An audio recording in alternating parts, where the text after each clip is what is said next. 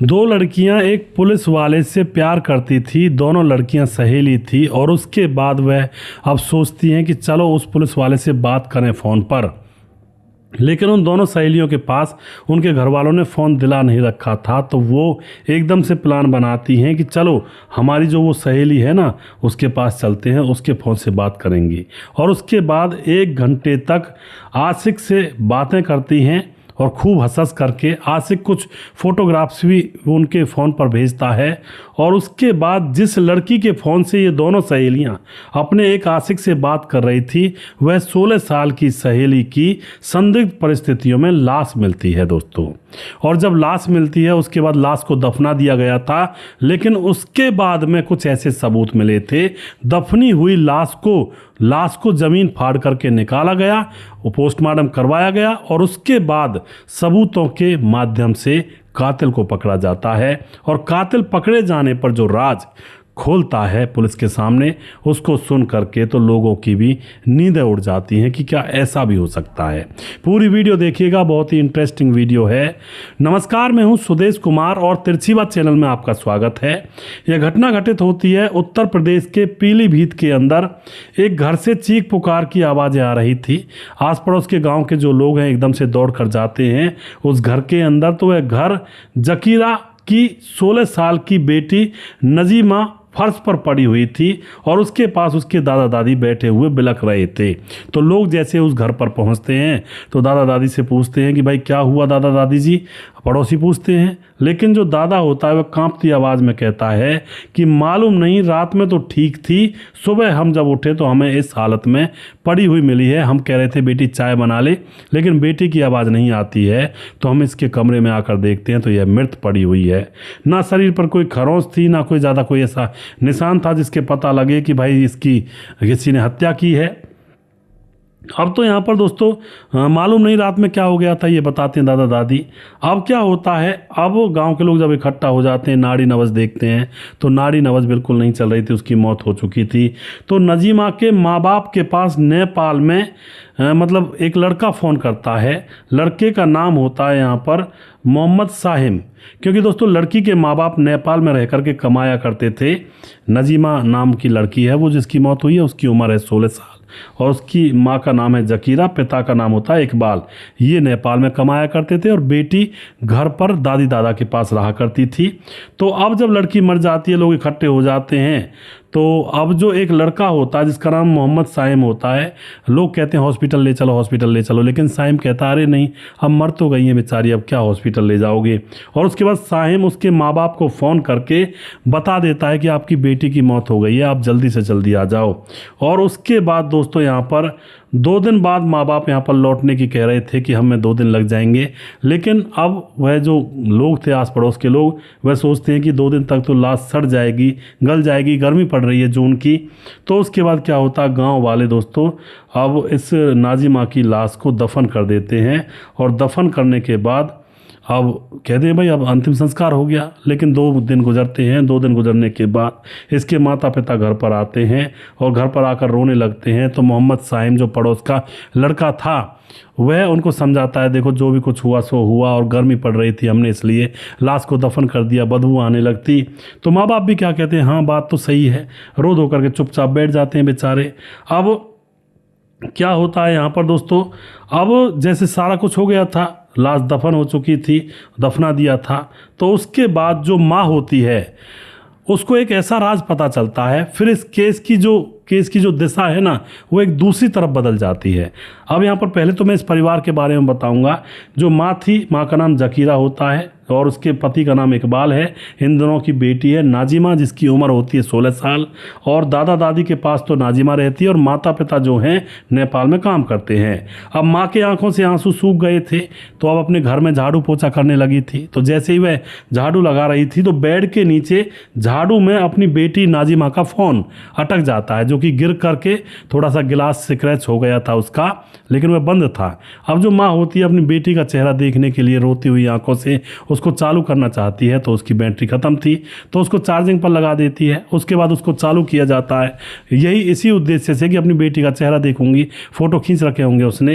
लेकिन जैसे ही मोबाइल वह खोलती है चार्जिंग पर लगा करके, तो बेटी की तस्वीरें देखते देखते अब उसमें एक ऐसी तस्वीर थी जहाँ पर एक पुलिस वाला है और उसके साथ 2 लड़कियाँ खड़ी हुई हैं, और वो ऐसी पोज में खड़ी हुई हैं जैसे कोई आस्की कर रही हों। और वह 2 लड़कियाँ, ये भी अचंभे की बात थी कि वह 2 लड़कियाँ गांव की ही रहने वाली थी। एक का नाम तो था केतकी और एक का नाम था परवीन, जो कि पड़ोस में ही रहने वाली थी। अब यहाँ से उस माँ के अंतर मन में शक पैदा होता है कि यह फ़ोटो मेरी बेटी के फ़ोन में क्यों आया। हो सकता है ये फ़ोटो आ गया हो, इसके ऊपर कोई लड़ाई हो गई हो और मेरी बेटी की जान ले ली हो किसी ने। वह अपने पति इकबाल को भी दिखाती है, पति को भी लगता है कि ज़रूर यहाँ पर कोई ना कोई राज दफन है। और उसके बाद ये लोग पुलिस में जाते हैं, पुलिस में जाकर फ़ोटो वगैरह दिखाते हैं, FIR दर्ज करवाते हैं। पुलिस वाले जब फ़ोटो को देखते हैं तो सिपाही को पहचान लेते हैं कि अरे ये तो राजकुमार है और ये 2 लड़कियां गांव की ही थी, ये इनके साथ कर क्या रहा है। अब तो यहाँ पर पुलिस भी FIR दर्ज करती है और मामले को फिर और आगे बढ़ाया जाता है। नजीमा की मौत जैसे कि 12-13 जून को हुई थी, 14 जून को उसको दफना दिया गया था। अब पुलिस ने दोस्तों यहाँ पर इस केस में कार्रवाई करने की ठान ली होती है और फिर नजीमा के शव को निकाला जाता है, जो दफन हुआ पड़ा था उसको निकालकर पोस्टमार्टम के लिए भेजा जाता है। हालांकि ज़्यादा कुछ तो यहाँ पर नहीं मिला था, लेकिन यहाँ पर पता लग गया था कि उसकी मौत नेचुरल नहीं है, उसके गले को दबाया गया है तो उसकी मौत हुई है। अब तो पुलिस की जो कार्यप्रणाली है, प्रोसेसिंग है, और ज़्यादा तेज़ हो जाती है कि भाई ये तो हत्या का मामला है। अब राजकुमार को पकड़ा जाता है और साथ में उन दोनों लड़कियों को, जो गाँव की रहने वाली थी केतकी और परवीन, जो कि राजकुमार पुलिस वाले के साथ खड़ी होकर पोज में फ़ोटो खिंचवा रही थी, और वह फ़ोटो था उस मरने वाली लड़की नाजिमा के फ़ोन के अंदर। इन सबको पकड़ा जाता है। पकड़ने के बाद पूछताछ की जाती है तो तीनों को आमने सामने बिठाया जाता है और लड़कियों को देख करके राजकुमार जो पुलिस वाला था उसके माथे पर पसीना आ जाता है। लेकिन पुलिस वाले पूछते हैं कि बताओ कि ये कौन है, तो वह सीधा सीधा बताता है कि ये जो लड़कियां हैं ये मेरी, इनमें से एक लड़की जो परवीन है वो तो मेरी गर्लफ्रेंड है और जो केतकी है वो मेरी गर्लफ्रेंड की सहेली है। पसीने भले ही आ रहे थे उसके माथे पर, लड़कियों के माथे पर भी पसीने थे, और हो सकता है घर वालों की वजह से कि भाई शर्मिंदगी का सामना करना पड़ेगा गाँव के अंदर। रामकुमार डायरेक्ट बोलता, राजकुमार पुलिस वाला, मैं इनको जानता हूँ, अच्छे से जानता हूँ, और मरने वाली लड़की को भी जानता हूँ क्योंकि इसके फ़ोन से ये दोनों मेरे पास फ़ोन किया करती थी, और ये परवीन है मेरी गर्लफ्रेंड, इसके साथ ये केतकी है उसकी सहेली। अब तो ये बोले हमने मतलब नाजिमा को नहीं मारा है। अब ये सारी चीज़ें जानते थे, लेकिन ये भी कहते हैं कि नाजिमा को हमने नहीं मारा है। अब पुलिस जो बारीकी से जाँच पड़ताल करती है तो यह पूछती है कि फ़ोटो कैसे आया फ़ोन में, तो यही कहते हैं कि हम नाजिमा के फ़ोन से राजकुमार से बातें करते थे और उसकी वजह से इस फ़ोन में राजकुमार ने फ़ोटो भेज दिया होगा हमें देखने के लिए, और वो फ़ोटो यहाँ पर रह गया है। अब यहाँ पर क्या होता है दोस्तों, वह बताती हैं जो लड़कियाँ होती हैं कि हमारी मुलाकात नाजिमा से एक लड़के मोहम्मद साहिब ने करवाई थी, और वह हमसे कहा करता था कि तुम इस लड़की के फ़ोन से बात कर सकती हो अपने प्रेमियों से। अब तो नाजिया जो थी, मरने वाली नाजिमा जो थी, अब उससे लड़के ने मुलाकात करवाई थी, तो पुलिस को हजम नहीं होती है कि भाई ये जो लड़का है ना साहिब, ये नाजिमा से जब इन दोनों लड़कियों की बात करवा रहा है तो यह नाजिमा से अफेयर में होगा।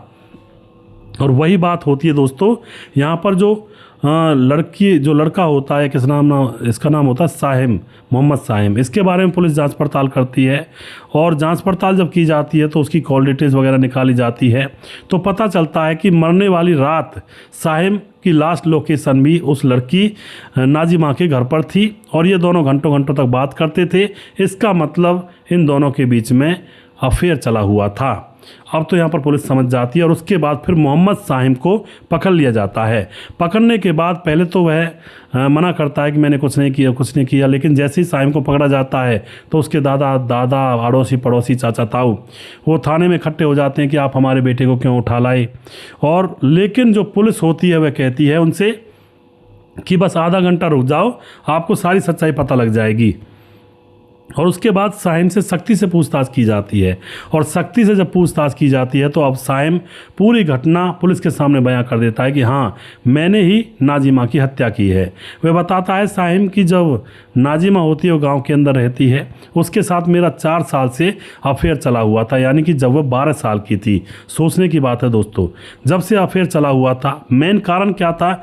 मेन कारण ये था कि नाजिमा के जो माँ बाप है वो तो नेपाल चले गए थे कमाने के लिए। तो नाजिमा के माँ बाप तो नेपाल चले गए थे और नाजिमा घर में दादा दादी के पास रह गई थी। और दादा दादी जो कि उस उम्र में इतनी केयर बच्चों की नहीं कर पाते हैं, बहुत सारे लोगों के दादा दादी भी होते हैं। तो अब जो नाजिमा होती है बिल्कुल अकेली हो जाती है और बिल्कुल अपनी मर्जी से चलती है। तो पड़ोस का रहने वाला जो साहिम होता है उससे बातचीत होने लगती है। बातचीत में दोनों को प्यार हो जाता है।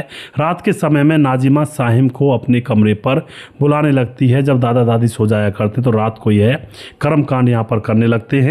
अब इसी तरह से दोस्तों यहाँ पर समय गुजर रहा होता है।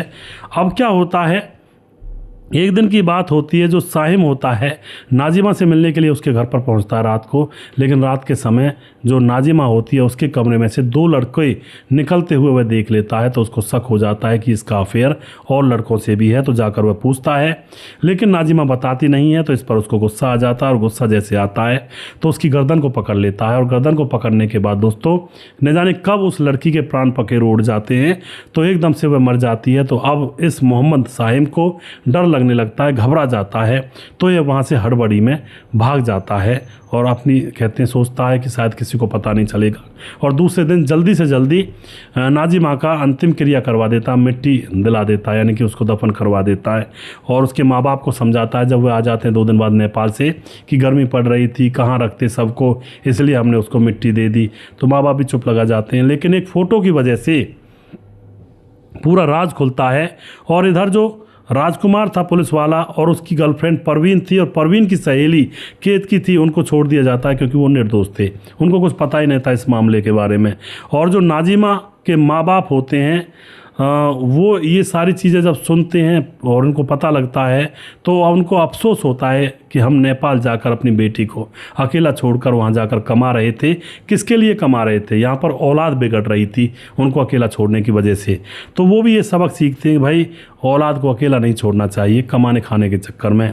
तो अब यहाँ पर दोस्तों जो साहिम था उसके झूठे प्यार में ये लड़की पड़ गई थी और फिर झूठे प्यार में पड़ने की वजह से इसको अपनी जान गंवानी पड़ गई और इस दुनिया को टाटा बाय बाय बोलना पड़ गया। इस तरह से दोस्तों इस लड़की की जान यहाँ पर चली जाती है। कई बार इन प्यार प्रसंग के चक्करों में लोग बेमौत मारे जाते हैं। तो भैया इन प्यार प्रसंग के चक्करों में पड़ना ही क्यों? दूर रहें, सतर्क रहें, सावधान रहें। बहुत सारे ऐसे मामले जिन पर से पर्दा नहीं उठा है। अभी भी न जाने कितने ही आशिक दीवारें कूद करके लोगों के घरों में जाते होंगे, लेकिन अभी वो पकड़े नहीं गए हैं तो उनका मामला उजागर नहीं हो रहा है। किसी दिन कोई ऐसा मामला अटकेगा, छोटी मोटी गलती हो जाएगी और उसकी वजह से पूरे जग में बदनामी हो जाएगी। तो भैया जो भी इसको कृत्य को ऐसे को कर रहा है वो इनसे दूर रहें, थोड़ा दूरी बनाएं तो अच्छा है, आपकी सेहत के लिए भी, आपके परिवार के लिए भी, और जान का खतरा भी नहीं रहता है अगर दूर रहेंगे। अगर इन चक्करों में रहेंगे जान का खतरा भी साथ में रहता है। आपको ये वीडियो कैसा लगा? वीडियो के लास्ट में कुछ भाइयों के नाम जरूर लेना चाहूँगा जो हमारे वीडियोस को देखते हैं। समाधान पाटिल जलगांव महाराज से कमेंट करते हैं, बहुत धन्यवाद करते हैं जी। कहते हैं भाई साहब तुम दोनों भाई ने लोगों को जागरूक किया है, तुम खाली नाम लेते हो, जो लिखा है वो पढ़ते नहीं है। समाधान पाटिल जलगांव महाराज से। समाधान भाई आपका नाम तो मैं पढ़ लेता हूँ कमेंट ज़्यादातर, मगर आप सोचिए मेरे पास बहुत सारी कमेंट होती है, ऊपर से वीडियो का प्रेशर होता है और वीडियो बताने के बाद 20 मिनट 10 मिनट तो उसके बाद ताकत भी नहीं रहती है। एक साथ में 4-5 वीडियो शूट करता हूँ तो गर्मी का समय है तो थोड़ा सा मैं नाम ले लेता हूँ। अभी गर्मियाँ पड़ रही हैं और ज़्यादा कमेंट पढ़ता हूँ तो फिर बहुत ज़्यादा बड़ा हो जाता है, फिर और लोगों के नाम नहीं ले पाता हूँ। तो इसलिए कभी कभार जो कमेंट होती है उसको पूरा पढ़ना छोड़ देता हूँ, वरना तो मैं ज़्यादातर पढ़ लेता हूँ, तो इसके लिए क्षमा करें। उसके बाद दिलीप कुमार पांडे, राधे राधे जी, मेरा भी नाम ले लिया करें। दिलीप पांडे, जिला महराजगंज, यूपी 56 से बहुत बहुत धन्यवाद करते हैं दिलीप भाई। और देवेंद्र कुमार फरीदाबाद से हैं, समाज में कैसे कैसे लोग रहते हैं जी। बिल्कुल जी, किस पर भरोसा करें, इंसान किस पर करें, बिल्कुल जी। सुजीत कुमार कमेंट करते हैं, नमस्कार गुरु जी, राधे राधे। सद्दाम अंसारी कमेंट करते हैं, भिमांडी से कमेंट करते हैं। कपिल देव प्रजापति कमेंट करते हैं, राधे राधे सर जी, गोपालगंज बिहार से हैं। मुकेश कुमार यूपी 83 से। प्रवीण बघेल शिवपुरी से। गणेश सोनी कमेंट करते हैं। ताजिल Oman, good morning from Sydney Australia, very nice story भाई, can not trust no one, बिल्कुल जी। और वेरी सैड, किसी के ऊपर विश्वास नहीं किया जा सकता, ये कह रही हैं बहन ताजी लेमन ऑस्ट्रेलिया से। बहुत बहुत धन्यवाद करते हैं जी। सूरज डीओ फिजी से कमेंट करते हैं, very sad story, I am Suraj from Fiji, जय हिंद जय भारत। बहुत बहुत धन्यवाद करते हैं जी। प्रवीण बघेल शिवपुरी से कमेंट करते हैं, विमलेश कुमार कमेंट करते हैं, रजत सैनी कमेंट करते हैं, मुनमुन श्रीवास्तव जी कमेंट करते हैं जो कि लगातार हमारे वीडियोज़ पर बने रहते हैं, धीरज बरनवाल लगातार कमेंट करते हैं, भाई का बहुत बहुत धन्यवाद करता हूँ। राम गोसाई हमारे भाई लगातार कमेंट करते रहते हैं, भाई का बहुत बहुत धन्यवाद करता हूँ। और राम मोहम्मद यासीन लाहौर पाकिस्तान से, राधे श्याम शर्मा से जयपुर राजस्थान से, राजकिशोर चौरसिया महाबलेश्वर महाराज से, छगनदास खारडाबंद राजस्थान से, दुर्योधन भाई लगातार कमेंट करते हैं। और उसके बाद सुशील चौधरी हमारे भाई लगातार कमेंट करते रहते हैं। अभी भी जिस भाई का नाम रह गया उस भाई का नाम अगले वीडियो में ज़रूर लूँगा। अगला वीडियो बहुत जल्दी फिर से लेकर आऊँगा। तब तक आप खुश रहें, सावधान रहें। जय हिंद जय भारत।